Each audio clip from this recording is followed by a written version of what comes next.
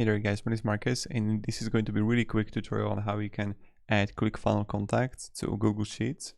So what you need to do first is click on the link down below in the description. When you're going to do it, you will end up right here in make.com, where you would sign with Gmail, Facebook, GitHub.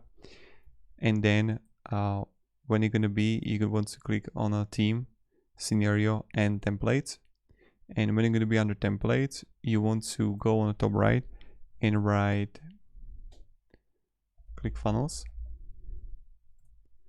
and here you're going to choose the save the new ClickFunnels contacts Google Sheet SpreadSheet. So we do choose that, and then every time there is a new contact is creating ClickFunnels, Integromat will automatically add that contact's info to a new row in your Google Sheet spreadsheet.